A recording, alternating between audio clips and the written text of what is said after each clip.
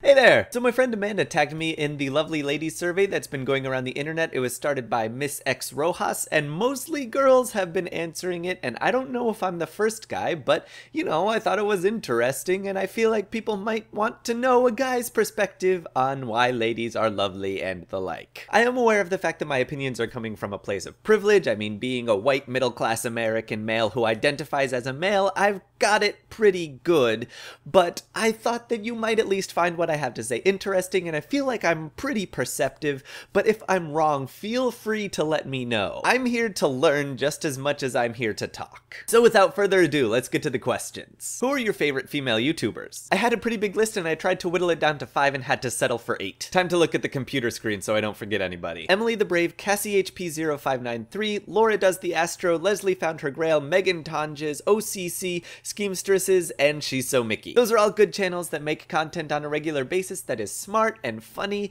and just all around good. Who are your favorite female athletes? I don't have any favorite athletes at all, but I guess Ginny Weasley is pretty good, right? What is your favorite book written by a female with a female protagonist? I haven't read a lot of such books, but I really did like Jane Eyre. For the whole book, she was just completely independent in a time when that was not allowed. Seemed like she was very much in control and making her own decisions, and what I found the most interesting is at the end, spoiler alert, she was actually in a position of dominance over the man that she eventually fell in love with and married. He was basically completely dependent on her for everything. And I thought that that was a really great twist on the traditional happy ever after that would have been popular at the time. What is your favorite film written by a female with a female protagonist? I can count on 0 hands the number of film writers that I know by name, so I can't really answer this question, but if you stretch it out into TV, probably 30 Rock by Tina Fey. Liz Lemon just seems like a normal person with normal people problems. She's very relatable. In fact, everybody on that show is incredibly relatable, and it doesn't seem dependent on their gender. But I'll talk about that issue later. Who is your favorite female fictional character? I know this answer has already been given, but it's Hermione Granger. She's real, she's independent, she's smart, she's powerful, and she's never the damsel in distress. In fact,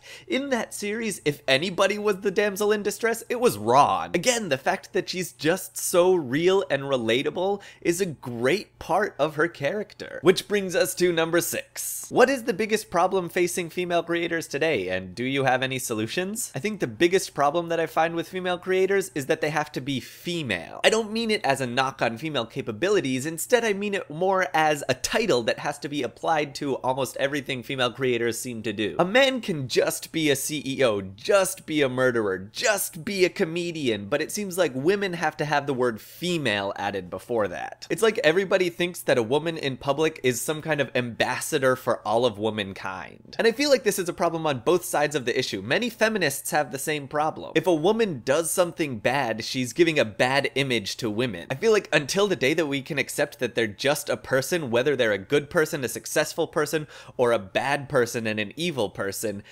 they'd have to be just people before women are treated equally. We should just call a woman what she is and not add this female disclaimer. And that's the only way that she can fully be what she is. Number 7, do you think that YouTube and online video in general is better or worse suited than television for tackling the problems and prejudices that women face in the workplace? I definitely think that online video and the internet is better because even though women have a lot of the same expectations on the internet, they're not to the same degree, and I think that it also has to do a lot with the fact that blogs and videos, you don't have to appeal to as many people. It's much more intimate, and so instead of trying to get this mass audience to be on your side, you only have to get a few people at a time to believe you, and if everybody does this in their own way, then we can make a huge change in the entire society. It's much easier online as well to have intelligent and candid discussions rather than the arguments that happen on infotainment television. So the internet is definitely better in my opinion for addressing these issues. Number 8, what do you pledge to do to make the internet a better place for all creators? I pledge to treat each creator as an individual and to do them the service of giving them the attention they deserve. If they create content that I like, I will support them and let them know as much. And I will especially comfort and support people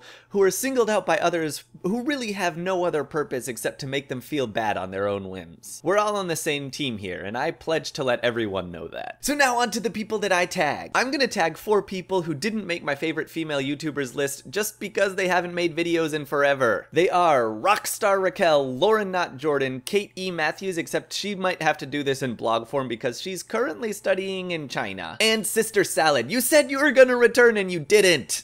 So now a quick announcement about the Fizzy Olympics. Don't forget that your sprint videos are due by the 22nd, and I would encourage all of you to try as hard as you can. We have so many entries in the sprint categories and a few coming in the later categories. But please, please, please make sure that your video follows all of the rules. I got in a little bit of trouble with some viewers last year for being lenient with the rules, so I just don't even want to mess with that this year. So please make sure you follow all the rules, please send in your entries, and please share the Fizzy Olympics if you believe in this project as much as I do. And I will see you all next time.